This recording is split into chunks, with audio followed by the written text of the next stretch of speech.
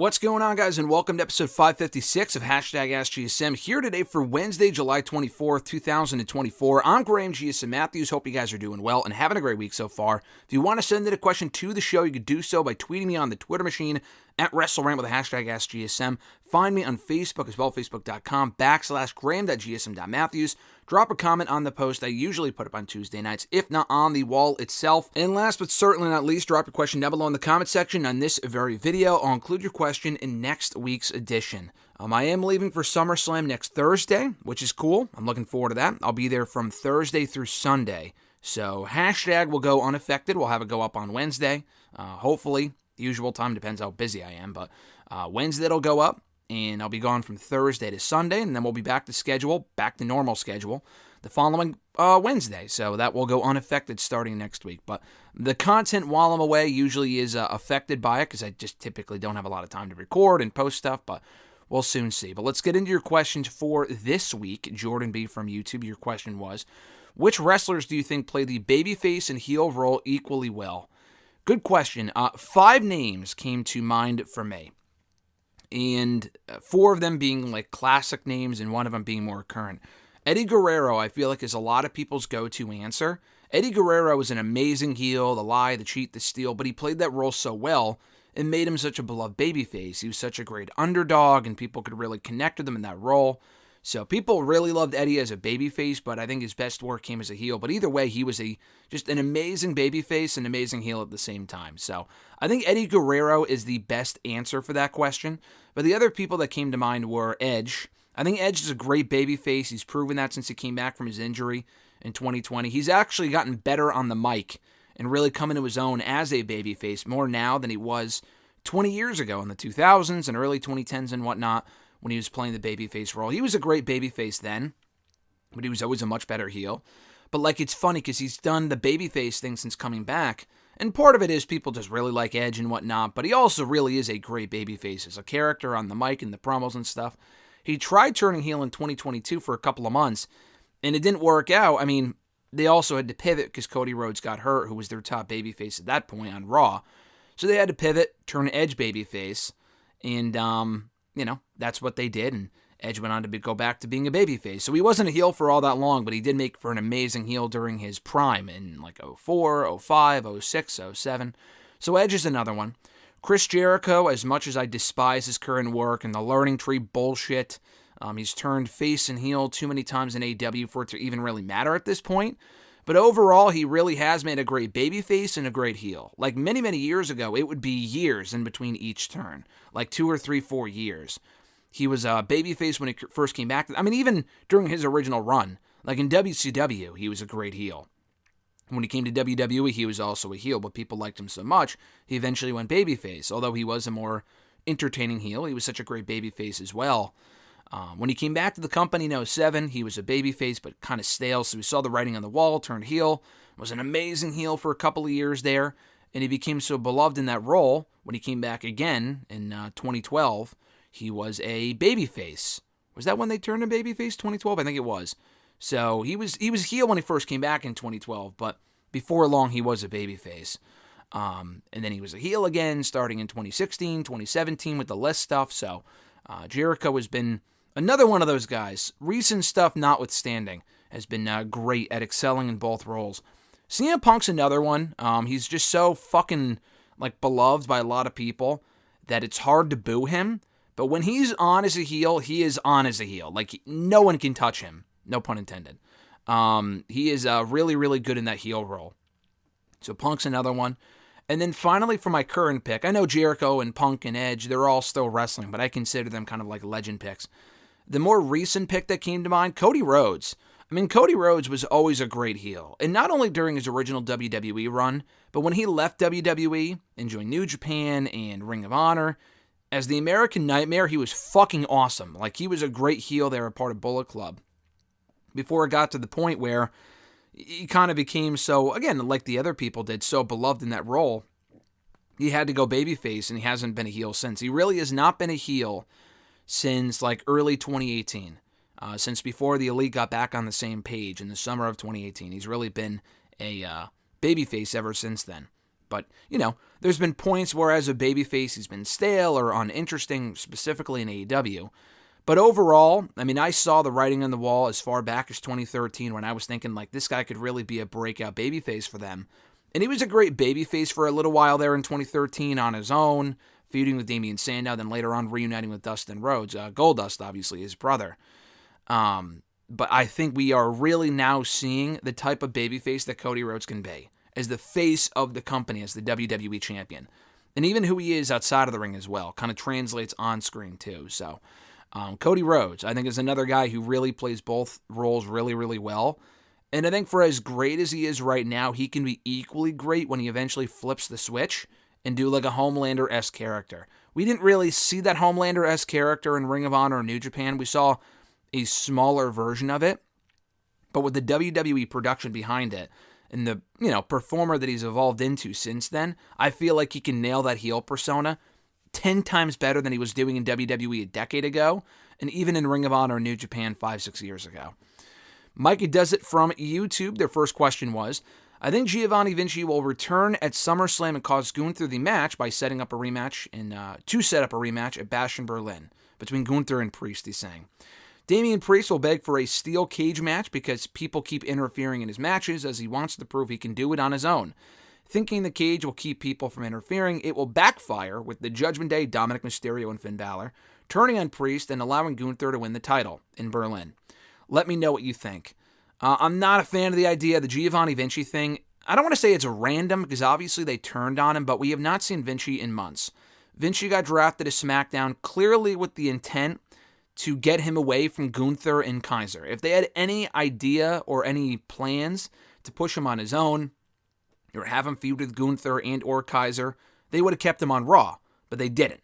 And unsurprisingly, we have not seen him since he got turned on betrayed rather, that sounds weird. Since he got betrayed by Gunther and Kaiser. So he got drafted to SmackDown. That was over 3 months ago. We have not seen him since. Again, unsurprisingly, that they have no plans for the guy. I didn't think they would. He is very talented. I think it's a lot more likely they have him ride out the rest of his contract and then release him then. I hate to say it, but that's probably what's going to happen.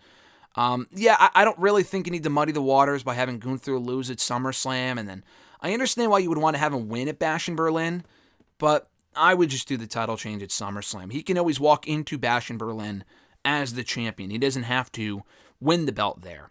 At this point, if he's already getting the shot at SummerSlam, you don't have to have him lose. Because, why? He's only lost one time on the main roster. You can have him lose more, obviously, but why sacrifice a loss to Priest if he's just going to beat him at Bash in Berlin anyway? So I wouldn't do that. I would have Gunther win at SummerSlam. All the interference is kind of wacky. The only thing that I would do from your pitch there is, Dominic's doing his own thing with Rhea and whatnot, so I wouldn't even have him get involved. But Balor specifically is where the tension lies between Priest and Balor within the Judgment Day. I would have Balor get involved and maybe either accidentally or intentionally cost Priest the World Heavyweight Championship at SummerSlam. But honestly, even then, I think Gunther, from what I understand, from what people have said, it seems like Gunther has a pretty heavy influence in the build of this match, which is why it's been so good in recent weeks, which is great. Priest has played his role really, really well. Gunther, the video packages have been awesome and stuff like that. I don't think Gunther would want to win by interference. I can't recall many, if any, matches during his Intercontinental title run that he won via interference from the rest of Imperium or anyone else. I think he won almost all of those matches clean, which is cool. And he had his own group. They could have interfered and cost him the match, but they didn't do that. A lot of the times he would win on his own by pinfall, clean. And I don't think this should be any different. Priest loses nothing. You can always have Balor turn on Priest on the following Raw or soon after. I don't think you have to have anyone interfere. If you want to have someone interfere in a rematch at Bash in Berlin, then maybe.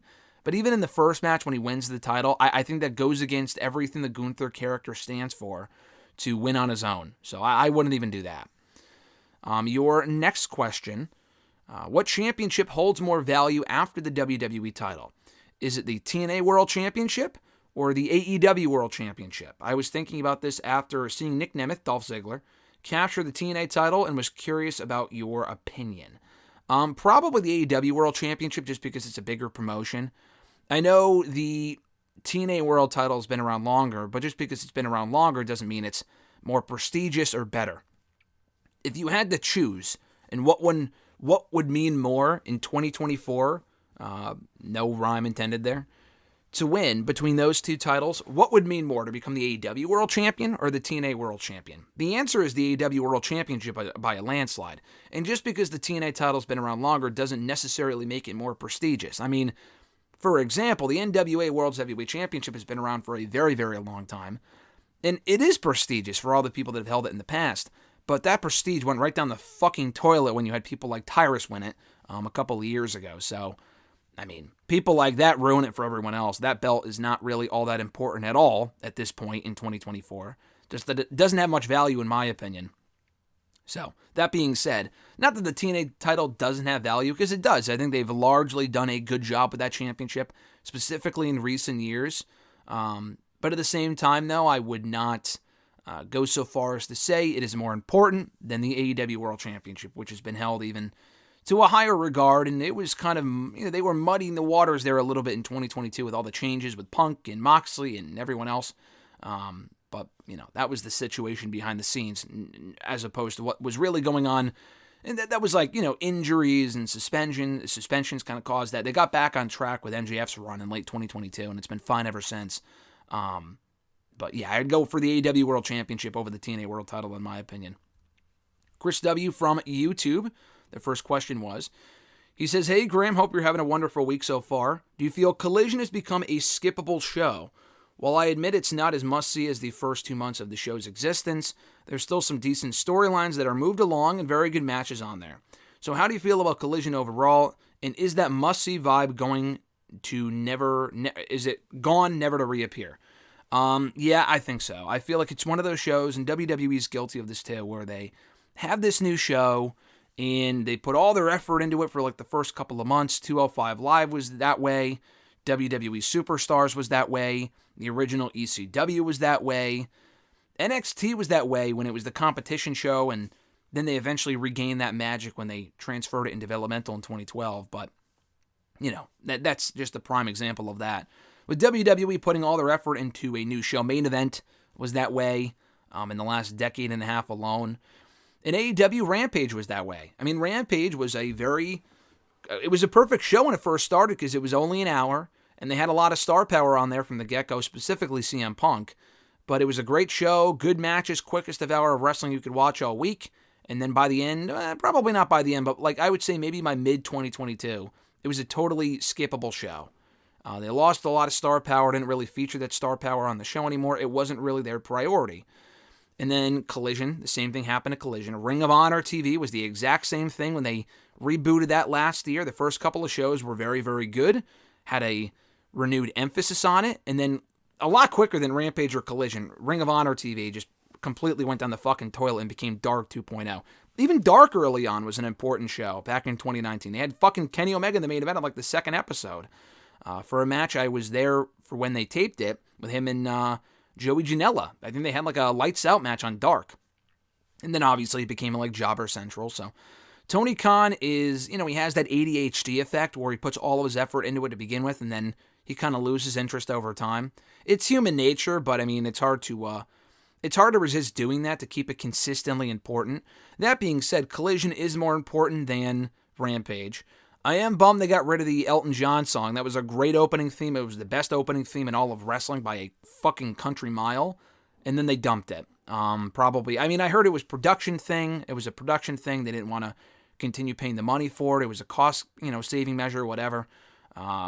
Which sucks because it was such a great song. But why would you continue to pay for a song for a show that's not important, So I think Collision most weeks is fine, but it is not must-see. Will that ever come back? I don't think so. I think part of the appeal there to begin with, at least in my opinion, not only was Punk on the show and some stuff like that, but some of the storylines they were furthering on that show were exclusive to Collision. Now, they're doing that now, but it's a lot of undercard programs, and that's fine, but when they were first doing it a year ago, it was a lot of more important programs with bigger players.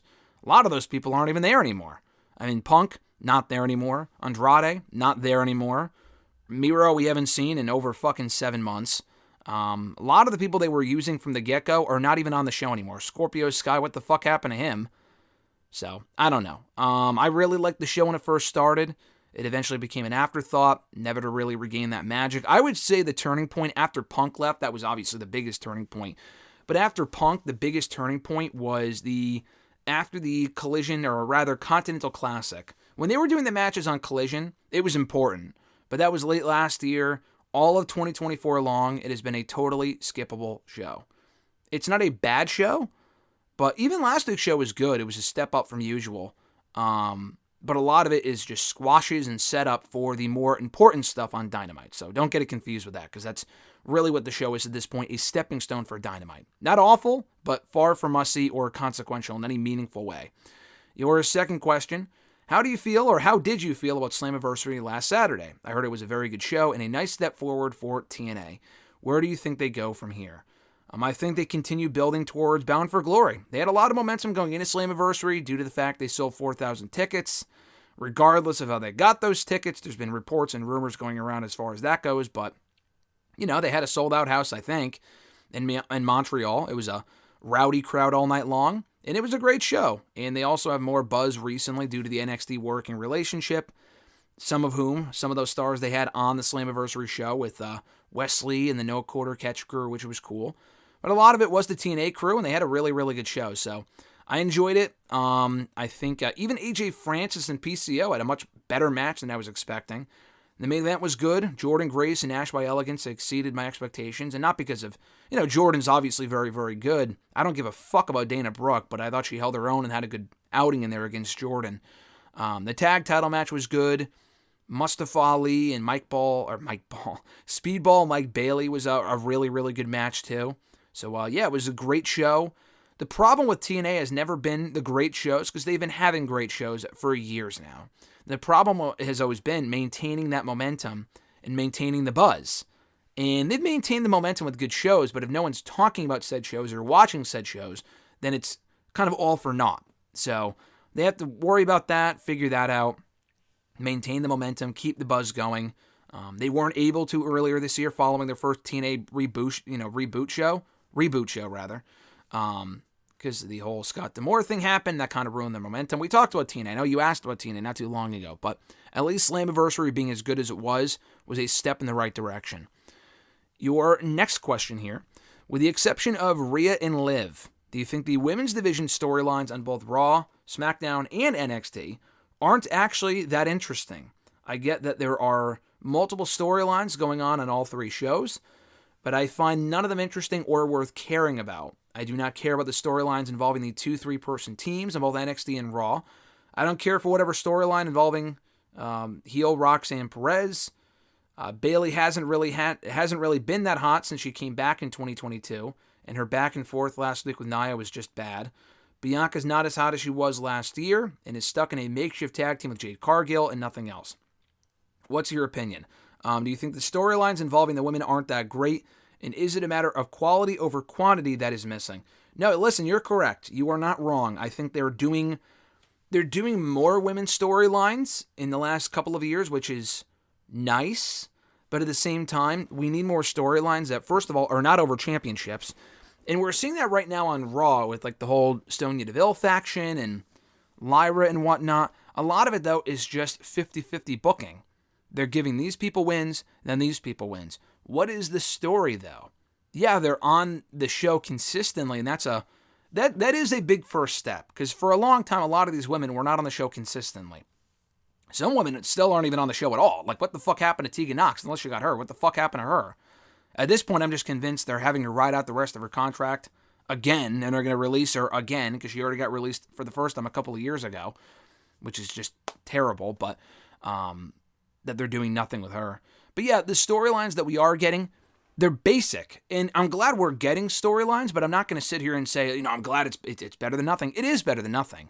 But that doesn't mean they can't try. I think, honestly, NXT does it better than Raw and SmackDown.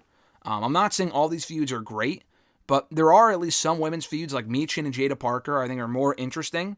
That feud has been more interesting on NXT than what we've been getting on Raw and SmackDown with said stable faction warfare. I don't really give a shit about that. The Tiffany, Money in the Bank briefcase stuff is fine. With Michin and Nia, that's been okay. But they need better storylines. I think Bayley put it best in that interview with Cody Rhodes, or wherever she said it a couple weeks ago. She loves the Rhea Liv program because it has more layers to it. Now, again, there are some, we've talked about that storyline before. There is an argument to be made that there isn't, there is depth there, but a lot of it is like, like Liv, like the biggest thing that got people talking from that show on Monday was Liv showing her ass. Like, obviously it should be more than that, and I think she's really improved her mic work and whatnot, but I think they need more, like, the detail they put into the Bloodline storyline, they need that sort of detail with the women's storylines, and not just what we're getting with Rhea and Liv, where they're licking and kissing and making out. Like, that's been entertaining. That has been an actual, genuinely good storyline, and it's had me intrigued among many other people, but there could be more detail so it's not just sexualized and stuff like that. So I agree with that. But at least that has some sort of depth. A lot of the storylines are just, you beat me, I beat you. There are men's storylines as well that have that depth. That don't have depth either. But there's a lot of storylines for the men that do have more detail than the women. So I feel like to make it more even would help. As people have asked, do they have a female writer on the show? On any of the shows? I don't know. I feel like it would help if they did. I know Dynamite hired that woman, Jen Pepperman, or something along those lines. She had history in WWE. She was there just recently, went to AEW. She was close with Sasha, Mercedes, whatever. And now she's helping write her storylines, among other storylines. And AEW is having, you can make an argument some of their storylines are more interesting too, with what they're doing with Willow and Chris Statlander, Britt Baker and Mercedes. Overall, the last 2 weeks have been nothing. And Mariah May and Toni Storm, those have depth, and they're not, the Mariah May and Toni Storm one, to be fair, did have a lot of undertones of sexualized stuff. It wasn't the point of the program, but you can't criticize the WWE one and then also not criticize the AEW one. When they're out there licking each other, doing the bosom thing, Mina Shirakawa was out there like touching their ass and shit. Like, okay, part of that is also in AEW as well. I'm not knocking it there, but I'm just saying you can't knock it in AEW or WWE and then knock it in AEW or vice versa. But anyway, back to original point, I agree, and I hope they do have more depth and detail in the women's storylines going forward, specifically in WWE. Your next question. There are reports that Bobby Lashley and MVP will be leaving as soon as mid-August when their contracts expire, with the belief they are headed to AEW, which is something I do not agree with, as I feel they will probably not add much to the roster, despite both being great in separate fields of a pro wrestler, with Bobby being solid in the ring and MVP charismatic on the mic. I look back on his return to WWE in 2018 and now, and I have to say I am disappointed that they never made him feel like a big star. Where do you think everything went wrong with Bobby when he returned in 2018 to now? And do you think it will go to AEW or go back to TNA? So as far as his return run goes, we'll talk about the possibility of going to AEW in a second. As far as the return run goes, there's a lot of people they have let go of or did not renew their contracts or left on their own or whatever that I have said over the years, and even including this year, people like Dijak and Cameron Grimes, people that I really wish they had either tried with or done more with or given a shot to on the main roster. Bobby Lashley is not one of those guys. And I'm not saying that they shouldn't have given him a chance. It's not what I'm saying. I'm saying that he is one of those guys they did give a chance to. After a while, not when he first came back. In 2018, he got a big reaction when he came back. He was over for a little while, and then they made him into just another guy on the show. He came in with like an aura about him where people wanted to see him face Brock Lesnar. That was like the biggest match that people wanted to see. And they completely blew past that. And by late 2018, the guy was just a fucking loser. He had the Leo Rush pairing, which was fine. That never really lived up to its full potential. Hey, if he goes to AEW, we could do that. Reunite with Leo Rush, who's also now in AEW and Ring of Honor and doing shit like that. But, by the end of 2018, he was doing the Rusev stuff, which was awful. In 2019, he was still doing that bullshit. Or that was 2019, I'm sorry. That wasn't 2018. A lot of what he was doing in late 2018, 2019, early 2020 was just awful. And I wrote articles, we talked about it here on the show, I'm sure, about how underutilized Bobby Lashley was compared to what he was doing in TNA and how big of a star he was there. Obviously, big fish, small pond. But in WWE, he could have been doing more. I don't think you can say, yeah, they dropped the ball on the Hurt Business, and they did drop the ball on making Bobby a consistent main eventer and not doing certain matches. I don't think you can say they dropped the ball on Bobby overall. and not making him a big star. That's just not true. Because by late 2020, when the Hurt Business formed, which was the best thing going during the pandemic era for a little while there before they fucking broke it up, which was stupid, Bobby felt like a real star. He felt like a fucking killer. He was United States champion for a while, and as soon as he dropped that, he immediately transitioned into the WWE title picture, and then won that belt, something I never thought they would do. I thought Bobby's days of becoming WWE champion were over in fucking '07, or when he first came back, that the opportunity was there, they missed that window, and it was never going to happen. And now here we are in, 2021 at that point, and he finally becomes WWE champion. And it's not a quick run. It's not a bad run. Bobby had a great run as WWE champion. Some good matches, successful title defenses, retained at WrestleMania, and got over in that role as a dominant heel. But because people like Bobby Lashley so much by the end of that run, he had to turn back babyface in 2022. So he turned babyface, and they took away MVP from him because they put MVP with Omos, which was stupid. And then he ended up winning the WWE title again in early 2022, albeit, for like a fucking month. He did beat Brock Lesnar. They did the Brock feud. That had some good moments and matches. Overall, they kind of dropped the ball there. But they did do the Brock feud. He, again, beat Goldberg at a certain point. He feuded with Goldberg. He feuded with Brock. He beat a lot of top stars from Drew. Randy Orton he beat at one point, among others. And, they never reunited the Hurt Business, and they gave him a shot with the Street Profits thing, which had potential. They started out as heels, which I thought was cool, and then people were cheering it, so that didn't exactly work out.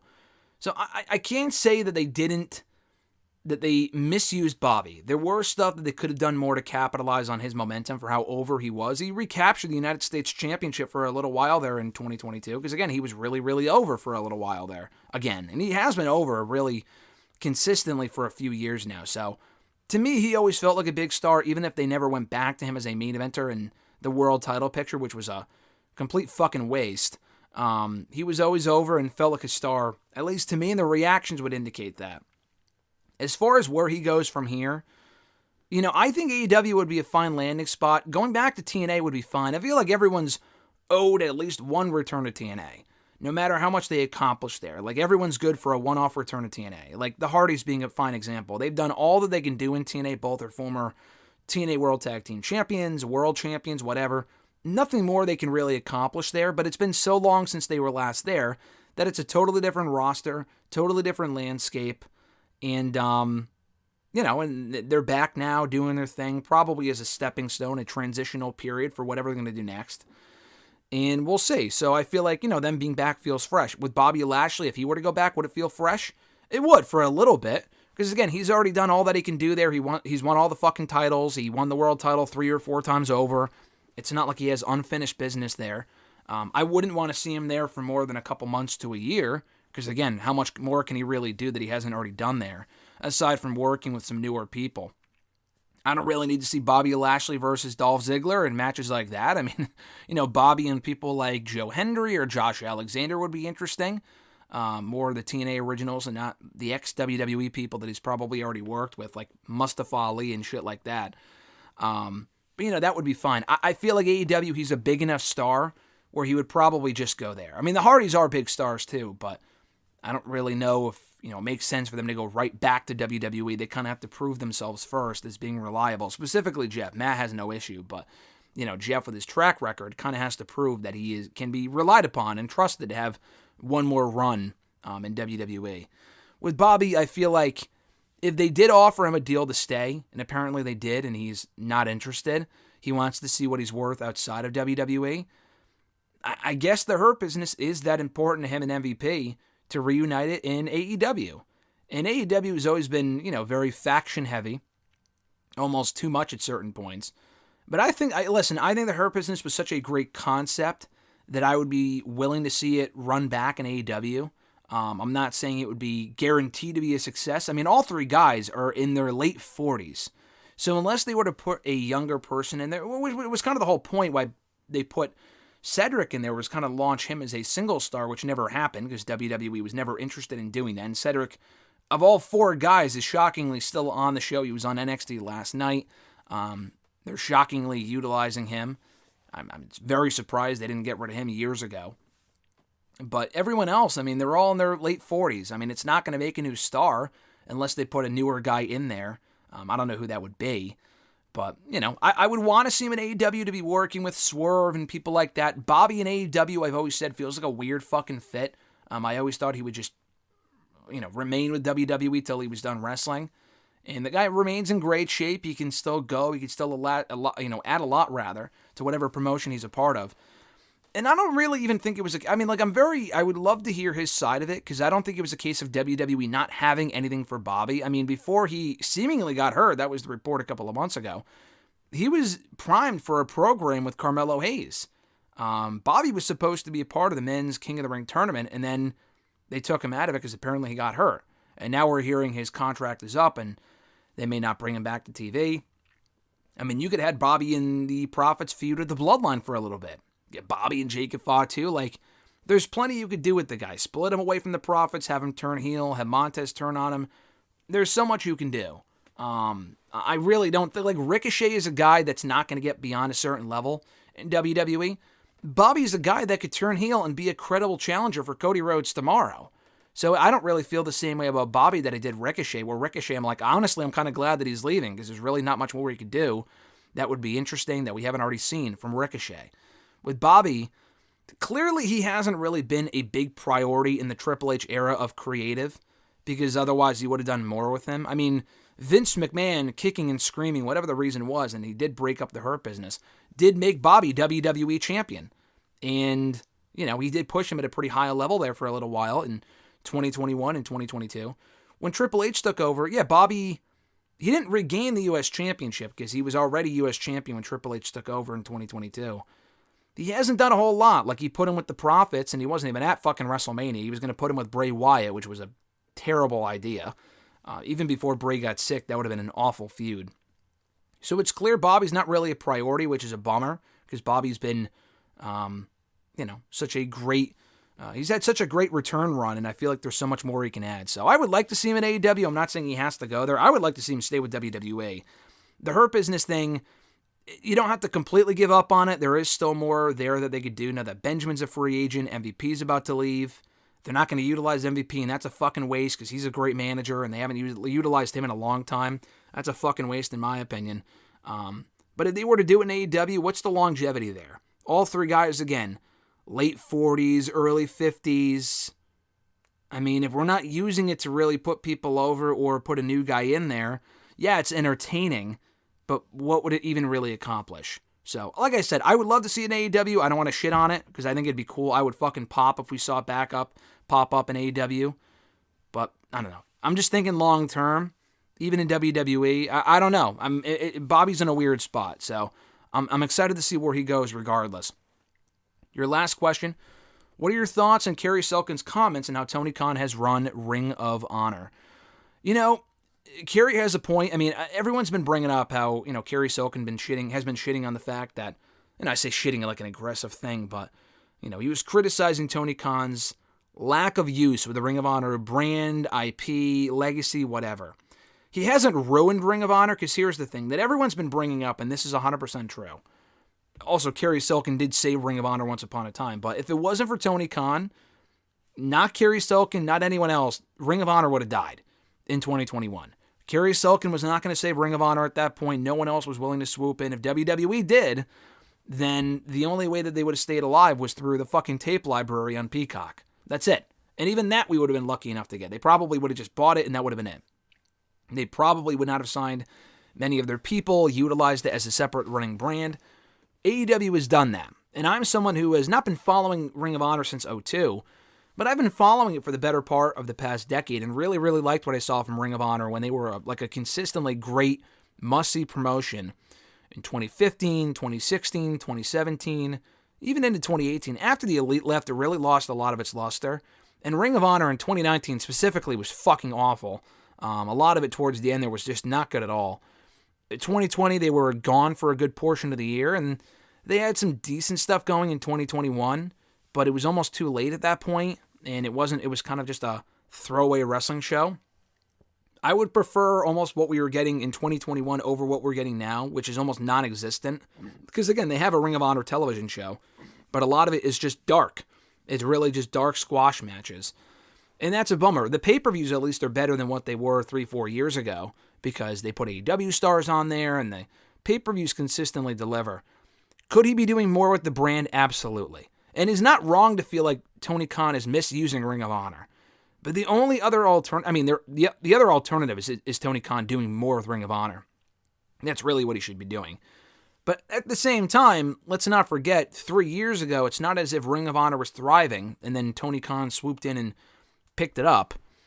It's almost as if WWE, when they bought WCW, if WWE didn't buy WCW, that's like Eric Bischoff in 01. I mean, honestly, this probably happened too, because we saw what they did with the WCW talent and the invasion, and it was awful. But it's almost as if they went through... Imagine if in an alternate universe they went through with the idea to launch WCW as a separate show, and they gave them SmackDown or whatever, or just another show altogether on Wednesday nights, let's say. And they made it, they made it into a joke. And then at the same time, or not even into a joke, they just didn't really do a lot with it. It was just like a fucking developmental program. And then people from WCW back in the day were like, oh yeah, he's not doing anything with Ring of Honor, or with WCW in this case, he's ruining WCW. Well, the only other alternative in 01 was for it to close. I mean, it's not as if the product before it closed was great anyway. It closed. It was either that or fucking bankruptcy, or being, just nothing. I mean, WCW just would have died. At least WWE buying it was better than nothing, because they could use the tape library and the likeness and shit like that. I mean, honestly, the example that I'm using is essentially what they did to ECW. They ruined the legacy of ECW. But again, I mean, at that point with ECW, it was like vehemently against what they were doing. I mean, their use of ECW was a lot worse than what Tony Khan is doing with Ring of Honor. And with ECW, same thing. I mean, ECW was dead there for a couple years. And if people had a choice to either leave it dead or to do what WWE was doing, I think a lot of people would choose just to leave it dead. Ring of Honor was never really dead. I mean, they just were bought out and they transitioned right into the Tony Khan era. There was never really a period where they were completely gone. I mean, they were around for a while, even doing one-off shows when Ring of Honor TV wasn't a thing from, in 2022 when it wasn't around. But I don't know. I just feel like the only other alternative would have been for Ring of Honor to die. So I agree. I always shit on what Tony Khan has done with Ring of Honor and how he could be doing more. What he could be doing is appointing someone else to run the brand and creative and give it a distinct roster, as opposed to just making the leftovers of fucking Rampage and Collision. That's kind of what it feels like. And a lot of squashes. I mean, he could definitely be putting more effort into it. But I would rather we have what we have now than Ring of Honor die. I mean, ECW was dead, and that was a product of the times. Ring of Honor doesn't have to die. They can utilize the brand and use it for something good.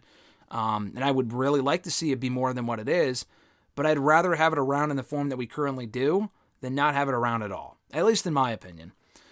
Brandon A. from YouTube, I will definitely hit you up either today or tomorrow by email, Brandon, to coordinate our schedules or whatnot for SummerSlam, and we'll have to meet up at some point somewhere. I forgot to email you last week, so your question reminded me. I will definitely hit you up soon. Your question was, what's up, GSM? Hope all is well as usual. Last week of WWE versus AEW Forbidden Door.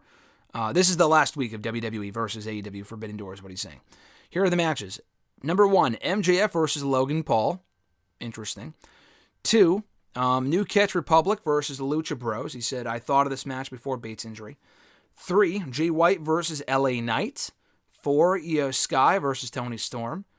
Isn't that a rematch from the finals of the Mae Young Classic? I know they ran it back in NXT, but I'm pretty sure that was the finals of the Mae Young Classic in 2018 that Io Shirai at that point won. 5, The Acclaimed versus the Street Profits. 6, Bryan Danielson versus Ilya Dragunov. That sounds amazing. 7, Britt Baker, or rather Becky Lynch versus Britt Baker. 8, Hangman Adam Page versus Randy Orton. And 9, Roman Reigns versus Kazuchika Okada. He said, hope you enjoyed the cards. Let me know if you think I could have done something different to make it better. Take care. No, I think you did a great job. I really like that card from week 4. I think this was the 4th week that you've done this. That second week, I kind of poo-pooed on a little bit because it wasn't great. That was by far the weakest week that you did. But the first week, 3rd, 4th week were all great. I think you did a great job with the cards. And it is tough because there's so many people in AEW and WWE. You want to get everyone on the card and match them up with whoever, works best, whatever. And I feel like the matches that you did make the most sense. And it was a very good card. So thank you for doing that. I like that experiment. Maybe if the landscapes and both rosters are different in a year from now, you can run it back again. But like I said, Brandon, I'll be hitting you up soon by email to figure out where I'll be meeting you over SummerSlam weekend. No L from Facebook. Their first question was, do you see Seth Rollins costing CM Punk his match at SummerSlam? I do. Whether it be intentionally or unintentionally, I do think Drew wins. And I don't think Rollins just plays it down the middle. He'll probably factor into the finish somehow and cause Punk the win to plant the seeds for that match at some point down the road. Their second question, do you see Roxanne Perez losing her NXT Women's Championship to either Stephanie Vaquer or Julia at the next NXT TakeOver? Well, they're not takeovers anymore, but I understand what you mean. I could see Perez losing to Julia or Vaquer at the next TakeOver. Probably Julia. I mean, I say Vaquer's newer, but Julia hasn't even appeared in NXT yet, aside from that one cameo at the WrestleMania weekend NXT PLE. So it really doesn't matter. I mean, I guess whoever can show up first. I always thought it would be Julia, but it could be Vaquer because she's more full-time at this point. Julia is still wrapping up, I think, in Marigold. Vaquer, they could ever show up at any point. She could have been there last night. I haven't watched NXT yet, but I don't think she was. I could see that, though. I think the original rumor was that Perez would be facing and probably losing her belt to Julia back at Heatwave, and that was earlier this month, and that didn't happen. So they're just really delaying the inevitable. I'm not really sure who's left to face Perez anyway, aside from Thea Hale, which is, if they didn't do it last night, I think it happens next week at the Great American Bash edition of, of NXT. That version of NXT, that episode is coming up, I think, next week and the following week. I'm pretty sure it's a 2-week special. But I would be totally down for that. Christopher L. from Facebook, their first question was, although they have been financially secure for over 20 years, ever since Triple H has taken over the WWE, the show feels like a much better and engaging product than the one with the senile monster running the show, with more stars being made and storylines actually making sense and worth caring for. However, the product is not perfect, and unfortunately I feel WWE, like AEW, overbloated their roster with signing too much talent when the product started to get hot again. Each roster has their stars, but for the most part a good fraction of the roster who they continue to push are not over, especially Bronson Reed, Zoe Stark, Karrion Kross, Lyra Valkyria, DIY, and many others, most of whom he worked with in NXT. Has everyone benefited from the Triple H regime, or is it a case where some just have to have the tools to be a star and others do not? It's a good question. I think there's a lot of factors there. I think he did bring back a lot of people at one given time. I mean, there really wasn't a lot of depth in the roster when Triple H first took over, because WWE fired so many fucking people when Vince was still in charge in like 2021, 2020. They also had a surplus of talent during those years as well. But they fired so many people randomly. It was nice to see them bring back a lot of those people that were not given actual chances. Now, whether they get over, or not, it does fall on them. It does fall on creative, but it also falls on the talent. I don't want to completely put it on Triple H or the company or whatever. A lot of it does fall on Triple H, but it is also up to the talent. I mean, Zoe Stark is on the show every single week, and they've done video packages for her. I feel like part of her problem did fall on creative, because they had her turn on Trish last year, and it went nowhere. They put her with fucking Shayna Baszler. Like, who gives a shit? And I like Shayna, too. Shayna, same thing. She beat Ronda Rousey. Where did that go? Nowhere. She wasn't a threat at all. They're still not threats. But at the same time, Zoe just is not that. She's not a top talent. I mean, some people are not going to be top talents. Do we think Bronson Reed and Karrion Kross could be top talents? I think they have the potential to be. At this point, I'm not seeing it, specifically with Karrion, just because they haven't really given him the tools to do that. But with Bronson Reed, though, what have they really done with the guy? I mean, he's on the show quite a bit. But, I mean, he's had direction here and there. But overall, what feuds have they put him in? Who's been over that he's worked with that he can benefit from beating or working with? Not a whole lot of people.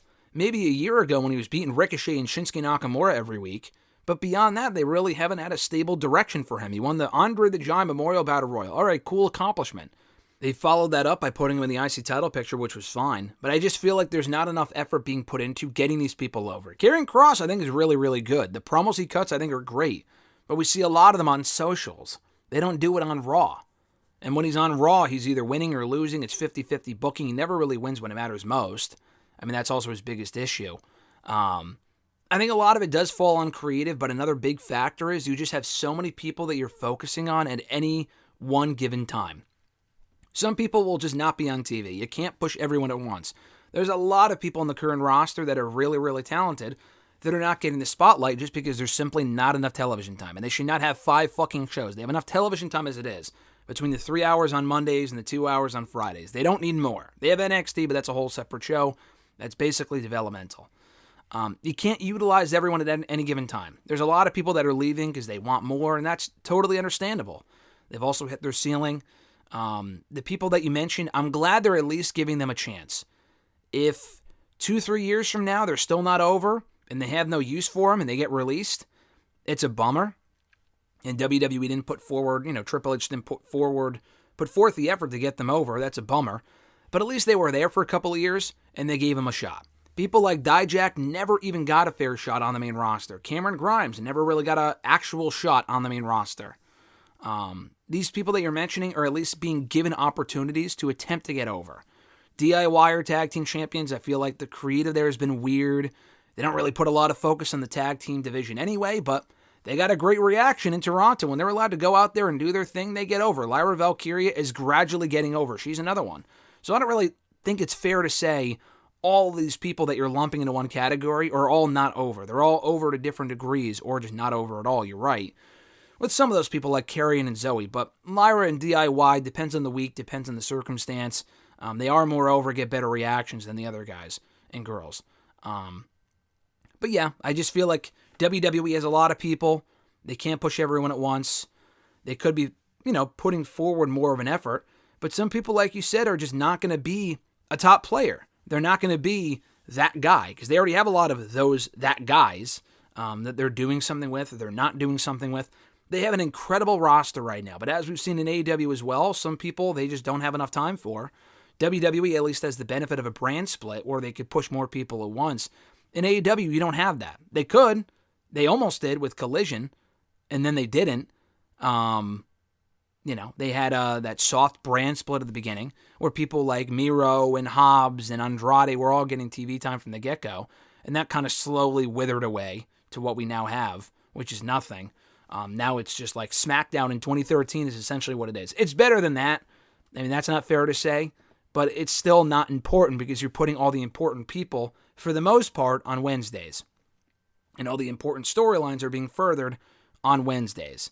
And a lot less people, I feel like, not that they're not over, but even far fewer people in AEW feel special because a lot of it just, you only have 2 hours on Wednesdays.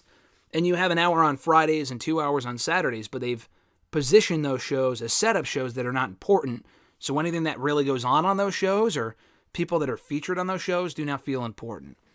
Only the Wednesday people do. At least Raw and SmackDown are equally important to each other, and you can get more people over, but even they have the issue of getting people over simultaneously. So there's a lot of factors there, but I think that's a good question.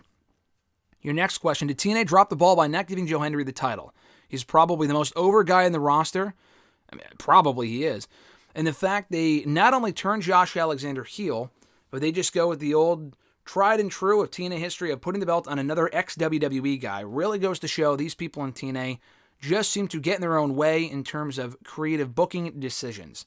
Do you think TNA dropped the ball last Saturday by not belting Joe Hendry? Here's the thing. Anyone saying that they had to belt Joe Hendry on Saturday, I would have been very fine with it if they did because he is very over right now. But anyone who is saying that doesn't watch TNA. They don't watch the product. They don't watch the pay-per-views. They don't give a fuck about watching the weekly product. You probably only either know them through the internet or through watching NXT or whatever. You probably don't even watch the shows. If you watch the shows, you would know that it makes sense. It didn't really make sense for him to win on that show. Yes, he is very over. But, you don't just put the belt on the most over guy in the show out of nowhere.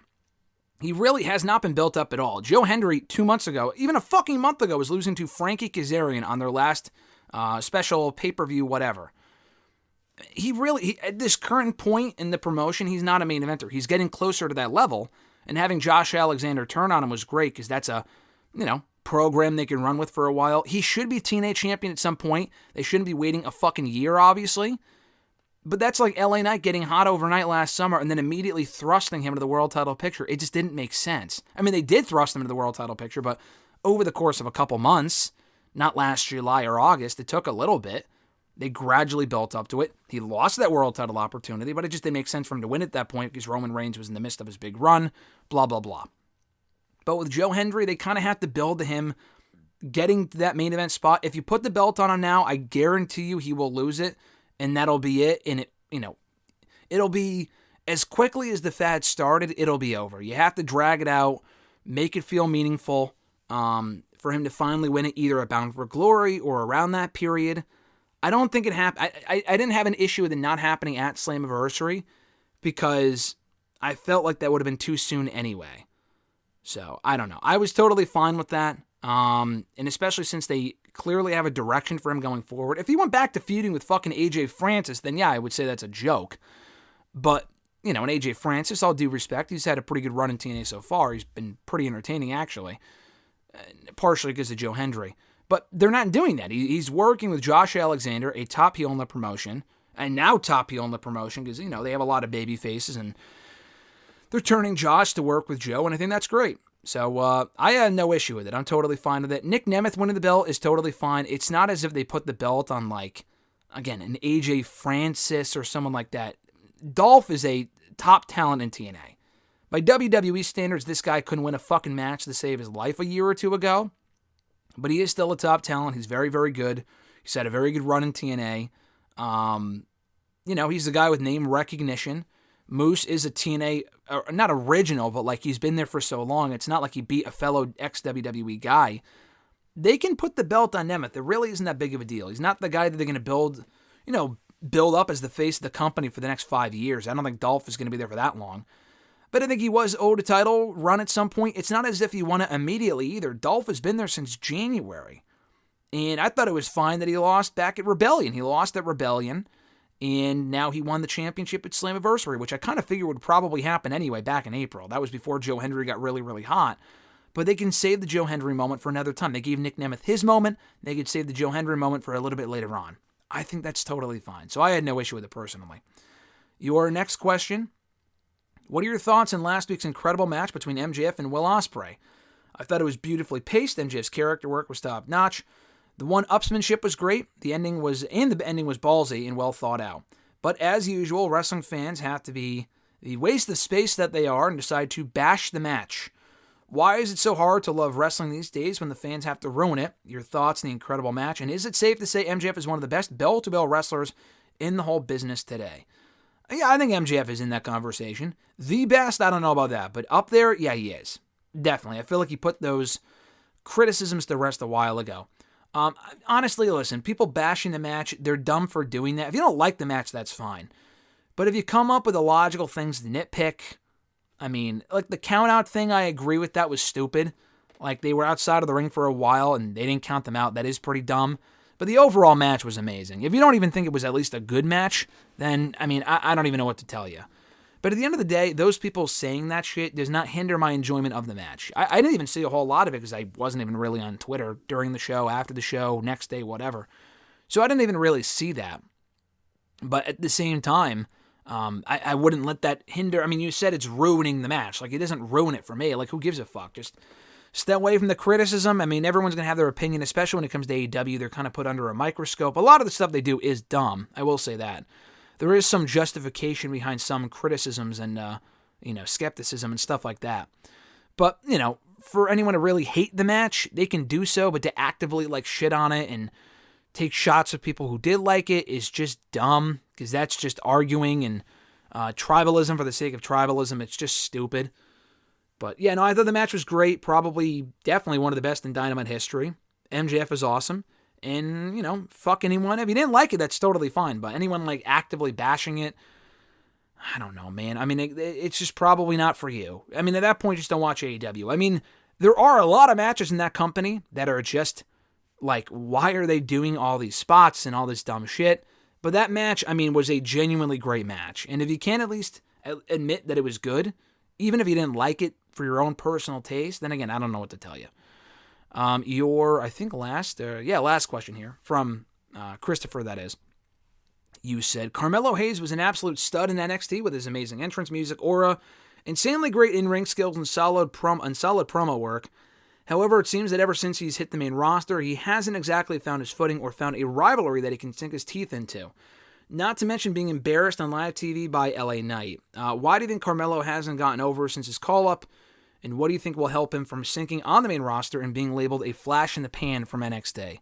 I mean, a flash in the pan would imply that he was only over for a little bit. I mean, his run in NXT was consistently great. He was the top guy there. Again, big fish, small pond. NXT is not the main roster, man. I mean, people got to realize that. It's going to take time for some people to get over. Not everyone's going to translate immediately from NXT to the main roster and get over on night one. I mean, the guy was fucking drafted in the first round. He had a match with Cody Rhodes his first night on the show. He pinned Randy Orton a couple weeks after that. He was in Money in the Bank. I mean, overall, I would say they're doing pretty good with the guy. The only real knock that I can come up with against Carmelo Hayes right now is the fact that he's probably lost more than he's won, and he hasn't found a feud yet to really sink his teeth into. You were right about that. You're definitely right about that. I feel like Bobby either getting hurt or leaving or whatever it was really hurt that. It did seem like they were going to prime up Carmelo to face Bobby. They had the Carmelo LA Knight thing for a couple weeks, but that was obviously only to set up a quick one-off match on SmackDown, because LA Knight was obviously always going to face Logan Paul at SummerSlam, so that was always meant to be short-lived. But I think Hayes and Bobby was the feud to go with. I feel like that really would have worked well. Maybe you can have him work with the Profits separately, have him work with Montez Ford. I feel like that could work because they're at least over, are the Profits. So, yeah, giving him, again, it just goes back. There's a lot of people that are out there having good matches. Like him and Andrade had a great match last week. But how are they going to follow up on it? What do they do with him next? They lost. So what program do they put him into to give him direction on the show? That is my question. They have enough over people on SmackDown to make it work. He could work with Owens or Orton. I think Orton is destined for Cody at this point. But he needs to be working with people like that in a feud in order to get over. If he's not working with people like that to get over or beat them, then people aren't going to give a shit. So it's not that he's not over. I mean, I feel like he's done well on SmackDown so far. But to get to that next level, he needs to be working with the upper echelon players, or at least the upper mid-carder, to kind of solidify his spot on the show as also being an upper mid-carder, on the heel side anyway. At Reborn Again from Twitter, Real Honesty with John Ritland. Check it out on YouTube. He does great work. John's first question was, so what do you think of the section of fans who are trying to knock the Liv Dom Rhea angle as having assault implications? Personally, I think they're idiots, but some fans are going to be weird about things. I have not seen that. I have seen people who do not like the storyline for like the over-sexualization of it. I talked about that earlier, and that's totally valid. The assault thing, I have not seen that at all. That's, again, you can believe what you want, I guess. I mean, I don't know. That seems like a bit of a stretch to me. I don't see anything about the Rhea, Liv, Dom storyline having assault implications, because it doesn't. The over-sexualization thing I get. That I don't. That's kind of a stretch. Your second question with Julia Vakir and Delta, and potentially others coming in this year, seems like WWE is setting up their women's division for the future quite nicely. Agree or disagree? They definitely are. I know nothing about Delta. I'm not going to sit here and say, oh man, what an amazing signing. She's so great. I know nothing about the woman. I have not seen any of her work, I don't think. I've heard good things from people who've commented on her signing on Twitter. Vakir, at least I saw her one or two matches in AEW. And she is very, very good. Julia, I've seen some of her work since the reports came out that she was WWE bound earlier this year. Delta, I know absolutely nothing about. But you are right, though. They are setting up the future of their women's division quite nicely, starting in NXT and eventually the main roster. I mean, for a long time, and even now, the NXT women's division was kind of the breeding ground, was the stomping grounds for a lot of their future women's talent. I mean, Becky, the Four Horsewomen started in NXT. But everyone else, Asuka, Bianca, they all got their starts. Rhea, all got their starts and were successful in NXT first before graduating and excelling on the main roster. So you can only hope that Julia Vakir and this Delta, newcomer can also have similar success in NXT and set up for even bigger stars on the main roster. His third question, non-wrestling related, but how excited are you for Deadpool and Wolverine? Also, how well do you think it'll stack up to most of the Marvel/Marvel adjacent movies. Side note, I'm at 165 movies for 2024 so far. That is fucking crazy, John. That is nuts. He does a lot of movie reviews on his channel, Letterboxd. Check it out. John does great work, like I said. I am very excited for Deadpool and Wolverine on Friday. That is when I'm seeing it. I got my tickets for Friday night with Alexis and her brother, so we're seeing it then, and my brother as well. I've been looking forward to it for a while since they announced it 2 years ago. I think it'll be very good. I'm looking forward to it. I don't know if it's going to be like the epic movie that No Way Home was a couple of years ago. That lived up to the hype and then some. That was amazing. I don't know if it's going to be quite that good, but I have been rewatching Deadpool 1 and 2 this week. I've seen them a bunch, obviously, but rewatching them again anyway. They are great movies.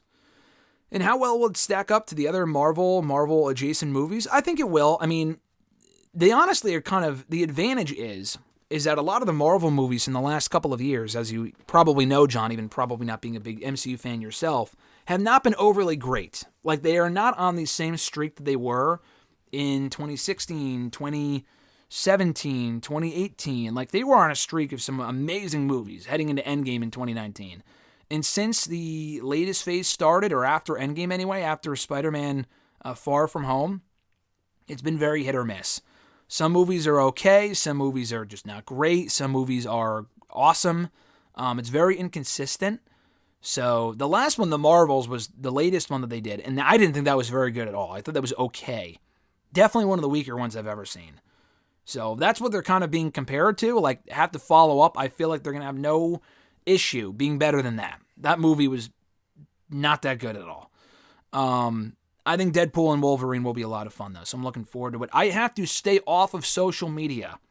So if you don't see me tweeting a lot in the next couple of days, I'll be sharing links and shit like that, but I will very likely not be looking at my timeline. My mentions, if I have to, obviously, but my timeline itself, I will not be looking at it to avoid potential spoilers. Because I know they had the press screening the other day. People could say and leak things, and who fucking knows with the new algorithm what's going to be trending and what's not. I got to stay off of YouTube. I know YouTube also has spoilers and shit like that.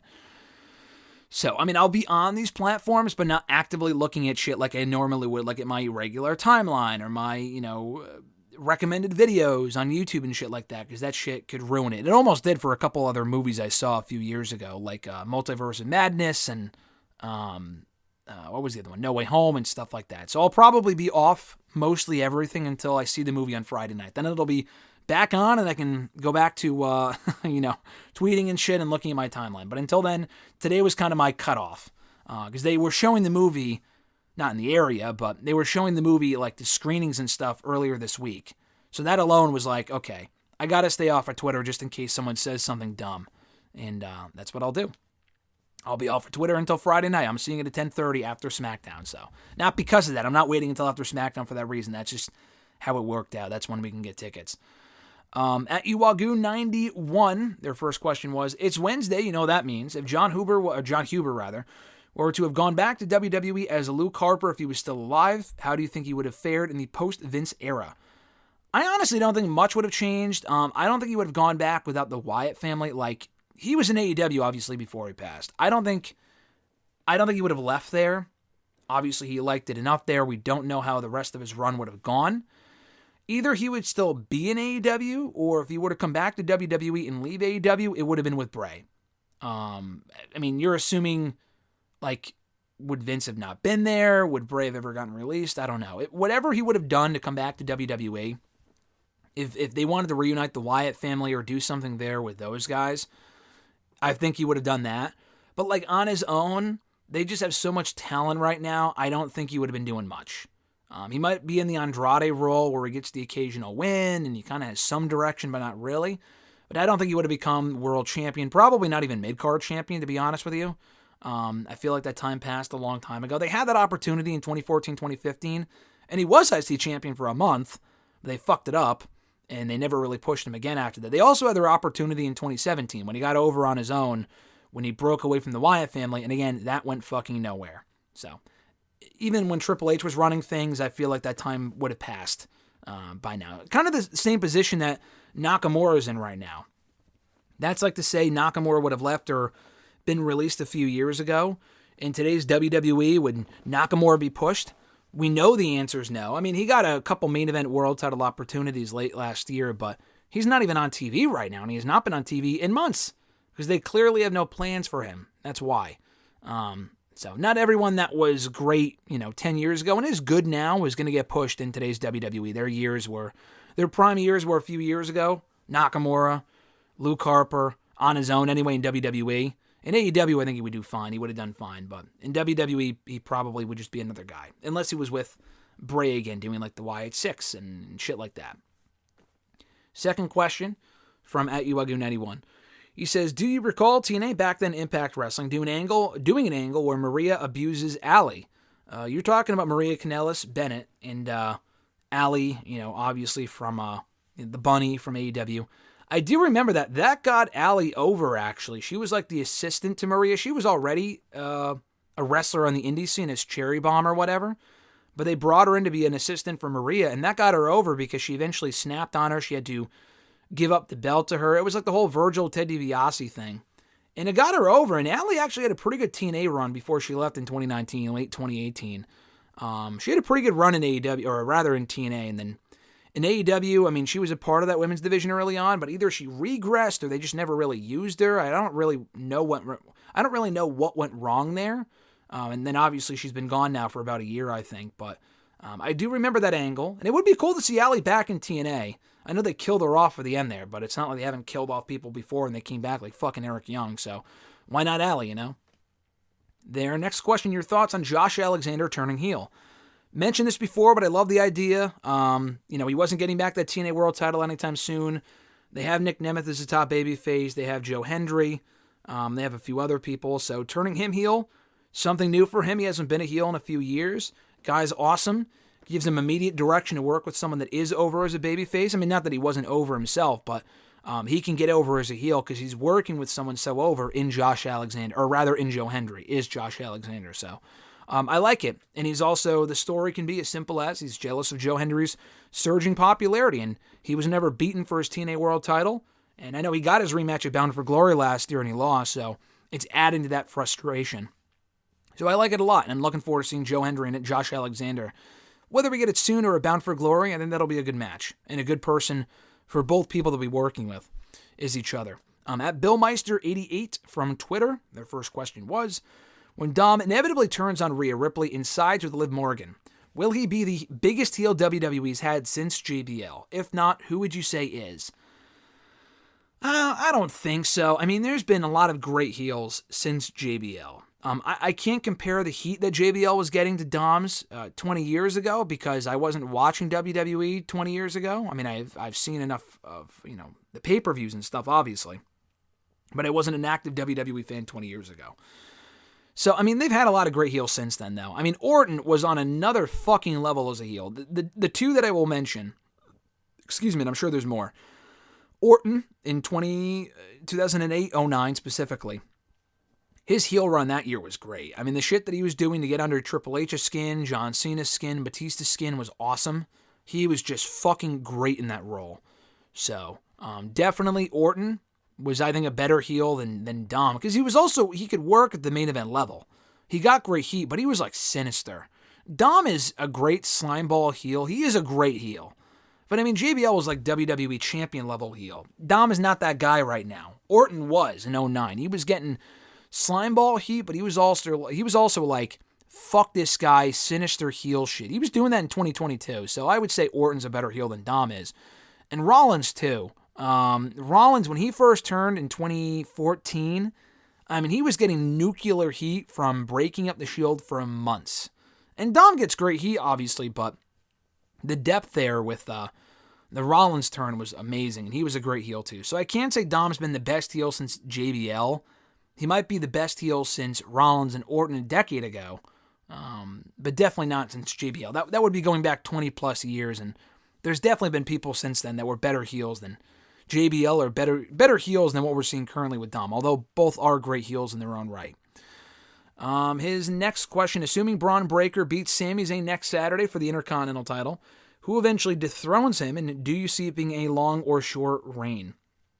Oh, I don't know. It's tough to say. At this point, It's so difficult to say how long it would be, who would beat him. Who knows what the landscape will look like at that point. I don't see it being a short run. If they're going to give Braun the belt, he would probably dominate the mid-card for a while.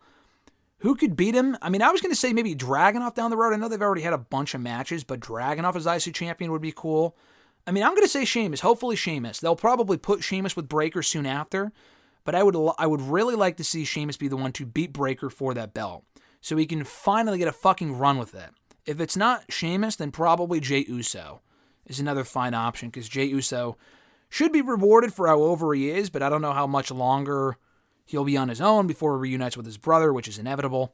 So I don't know, but I would say Sheamus or Jey, and it would not be anytime soon. It might even be WrestleMania, but it certainly would not be anytime soon, I don't think. His last question here. Of the current WWE product, what do you and Alexis have completely different views on? That's a great question. I know we've discussed this before, including when she was on the show. I honestly don't really know. I was thinking about this. There's not a lot of things, if anything, really, that we have very different views on. Completely different views on. In WWE, anyway. Like, there's little things like, oh, I like this person's music, she doesn't, or vice versa. Most storylines we agree on. The Bloodline before Roman dropped the belt, she was really sick of the whole Bloodline thing. I feel like she was kind of looking at it from a casual point of view, where it's like, oh, I'm just tired of it. Yeah, I was too, but I also wanted I wanted him, Roman Reigns, to lose the championship when it made sense at WrestleMania. So even then, I feel like she agreed with that, so that wasn't a completely different viewpoint. It's not WWE related, but AEW, not that we have completely different viewpoints of it. A lot of my criticisms of the product, she shares those same criticisms, but I watch the product. I enjoy the product. Even if I wasn't covering it, I would still watch it anyway. She doesn't really care about AEW at all. She will only really watch it if I watch it. She will not go out of her way to watch it. She doesn't go out of her way to watch wrestling anyway, but she cares far more about WWE than she does AEW. She really just doesn't follow it, doesn't really know a lot of what's going on at all. I guess that's probably the biggest thing that we differ on, but that's not even WWE related, because it's just not. So I like AEW more than she does. If there's a couple things that don't really pique her interest, then she just doesn't care at all. But if there's a couple things that do, then she's all in on it. That's just the type of person that she is. With WWE, though, there's really not a whole lot. I'm sure there's people that she likes that I don't, and vice versa.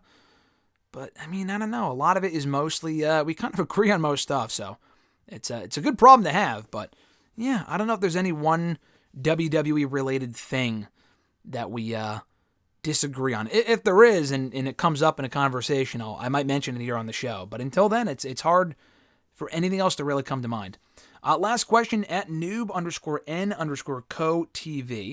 Their question comes from Twitter.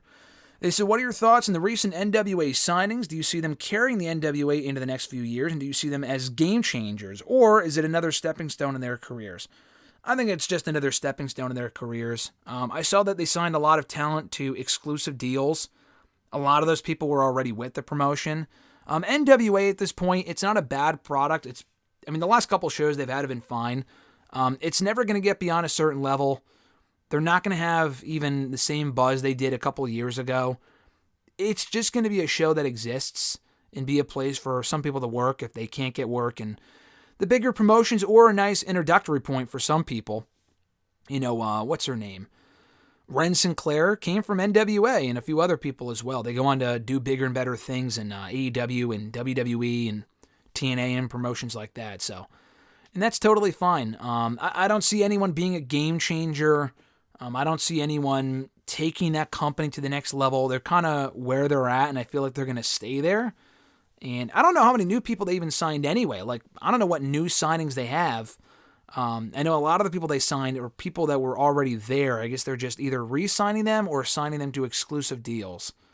So I don't think NWA is going to get any higher on the totem pole than where they currently are. They're lucky they're even still around after some of the shit they pulled in recent years. Yeah, I feel like the signings, good for them for getting deals, but I don't really see any one person being the person who's going to save that show, save that promotion, and really take them to that next level. That would be the definition of a game changer to me, and none of those people are game changers to me, at least for the NWA. It's less of a reflection on those people and more of a reflection on NWA. With the damage that's been done and where they're at, I don't really see that changing, in my opinion. And that's going to do it, guys, for today's edition of #AskGSM, episode 556 here today. Thank you guys, as always, for checking out the show. I appreciate it. Be sure to like the video, drop a comment, share the video, and subscribe to the channel for more daily content. I did mention last week at the beginning of the video the memberships and whatnot. I have not put them up yet. They might be live. I don't think they are. I didn't finish that process yet. I know that was a week ago. I said I might get it up that day or that weekend. It's just been busy. It's always fucking busy, but I got to carve out time soon to do that. And when they are up, I will mention it here on this show and all the other videos here on the channel. And encourage you guys to check it out. Subscribe for a month, become a member, check out the content and all the extra content I'm hoping to do on the channel for you guys that are willing to become a member.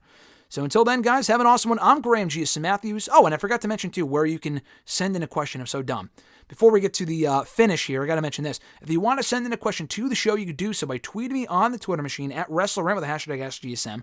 Find me on Facebook as well, facebook.com/gram.gsm.matthews. Drop a comment on the post I usually put up on Tuesday nights, if not on the wall itself. And last but certainly not least, drop your question down below in the comment section on this very video. I'll include your question in next week's edition. Now we're officially done. Have an awesome one, folks. I'm GSM Matthews, and I'll catch your ass down the road.